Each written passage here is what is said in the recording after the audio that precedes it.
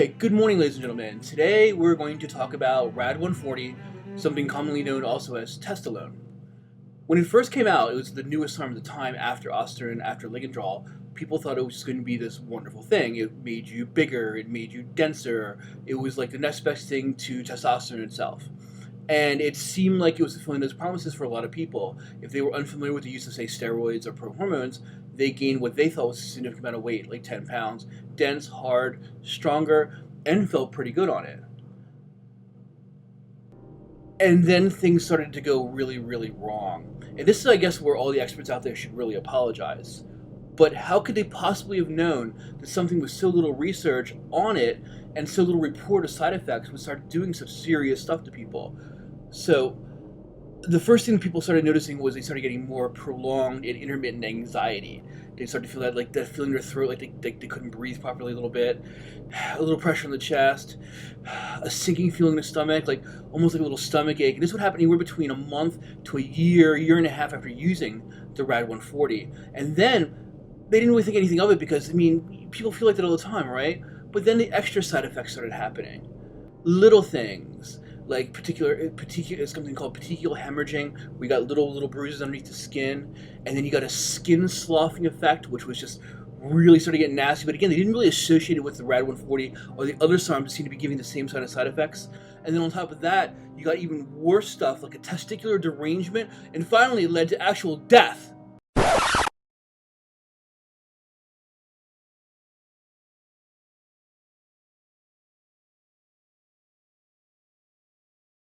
All right, maybe I got a little bit carried away. Maybe I should start over again. Now, what do you really need to know? What were the side effects exactly? Something that you would need to worry about if you're going to take something like this. Well, the one major thing obviously would be like a testosterone suppression. Some people have a lowered sex drive, lowered energy, a feeling of lethargy afterwards. Something that you can usually solve with like a PCT. The second thing, though, that's actually pretty noticeable, but you don't see in the literature that much, is some people have definitely come back and report that their liver enzymes went up when they got a blood test. And I didn't see that really in most of the stuff, like as far as like the side effects they reported in the little animal studies, but this seemed to be something that in human beings was something that happened often enough to have been brought back to my attention. So what else do you need to know? You need to know how much weight you might gain. That's the big thing when you're dealing with something like a SARM.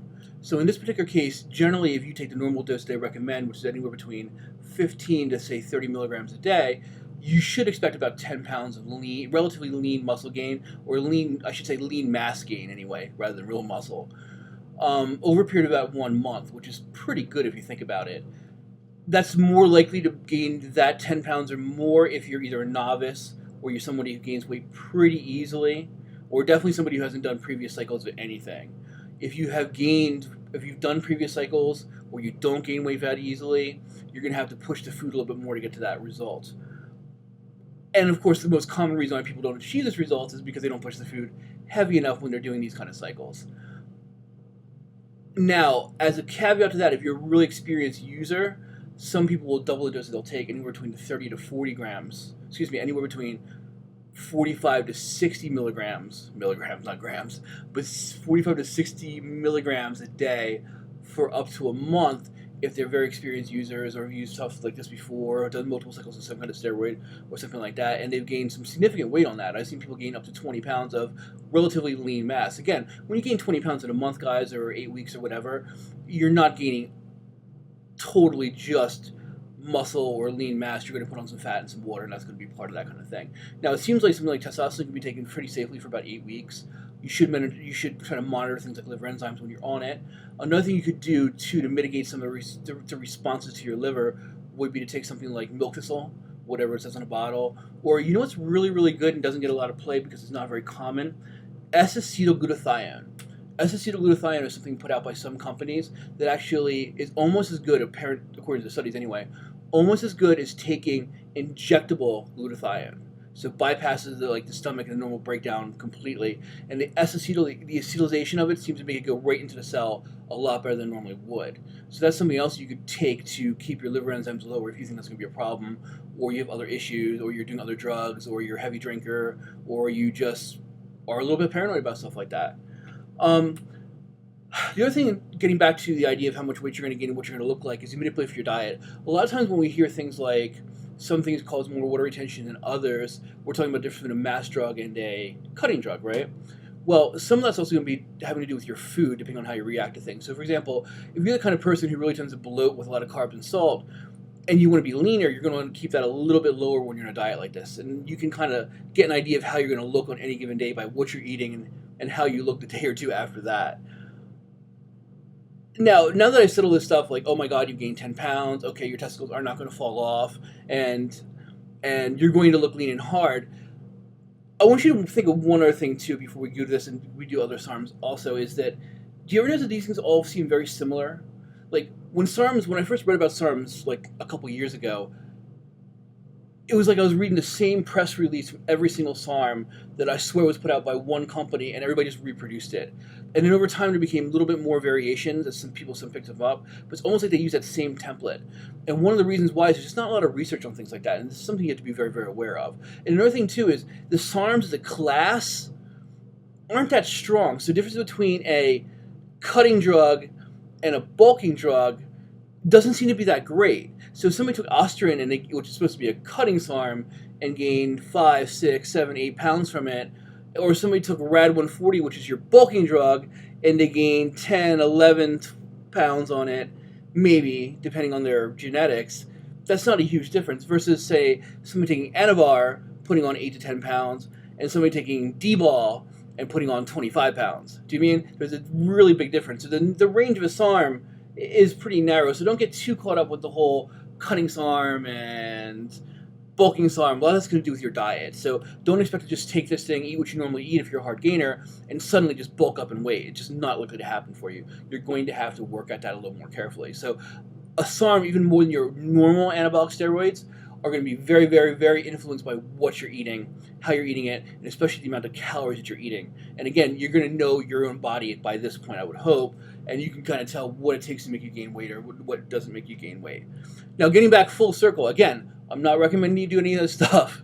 I'm certainly not a doctor. You should certainly consult some kind of healthcare professional before you even play around with these kind of things, but some of you people really want to know about this. And don't forget, too, that no matter what you think, because I find that people that take SARMs are mostly the population that are uncomfortable with the idea of taking steroids or the legal pro-hormones, which are basically just steroids. And their idea is that I'm taking SARMs, therefore, one, I'm somehow or another superior to the people that took steroids or pro-hormones because it's lesser effect. And two, because it claims to be a lesser effect and lesser side effects, those things must be true, therefore it is somehow better for my health. You don't know that. I don't know that. And I know that even less for SARMs because they haven't been out as long. The one good thing you can say about a steroid or most of your pro-hormones, which are akin to steroids, is that they've been out for 50 years, 60 years. The side effects are pretty well known. The possible complications are pretty well known. With the SARMs, we're out a year or two, and if you've noticed, every few months they say, hey, well, it's a little bit different than we thought it was going to be. So, for example, when Osterin first came out, they said, oh my God, this stuff will not shut your sex drive down. You don't need a PCT. You don't need it. 4 months later, like, oops, our bad. It looks like it can shut your sex drive down. It looks like it can make you tired. It looks like it can do this. When RAD140 first came out, I saw most of the stuff that was written online in terms of articles said, oh my God, it won't affect your liver. Well, now real world tells me it does affect people's liver because their enzymes do raise when they're on it. So keep this in mind when you're using this stuff. Always start with the smallest dose possible that'll affect you and increase your dose from there. That's your best way to approach anything you're ever going to take like that because it's going to be, one, safer for you, and two, don't waste it. If this much will work, why do this much, right? Except for the fact that most of my customers, if I told them to take one pill, they figure 4 must work better. Don't be that guy, okay? Okay, I know I touched on food a second ago, but I wanted to reiterate certain things. Try to get your protein up past 1 gram per pound when you're on the cycle, whether you're trying to bulk or whether you're trying to lean up. The extra protein The extra protein obviously increases protein synthesis, but also makes it so you're more likely to build a little bit more muscle quicker. If you're trying to cut, you might want to keep your carbs and your sodium lower just because you'll have less water retention and you won't hate yourself so much when you look in the mirror. If you're trying to bulk, obviously carbs and sodium are your friends, as long as your face doesn't blow up like a balloon and then you hate yourself when you look in the mirror. Okay, really quick too, I want to cover what you can stack this stuff with.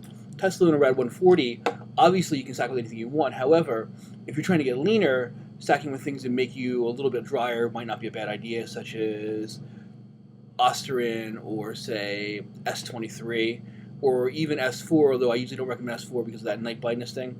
It seems like there's other things that work just as well without running the risk of going blind at night, or having your eye irises turn yellow, which is just kind of strange. A little bit sexy, maybe. Yellow wolf eyes, but nonetheless strange. So for leaner, Osterin S23. For bigger, maybe Ligandrol, maybe YK11, but I've seen that kind of go both ways with that. And as always, MK677. Honestly, guys, MK677 add to anything will make you gain size quite a bit faster than you normally would. If nothing else, because MK677 volumizes the hell out of you and gives you, some more water retention that looks good on you if you're fairly lean.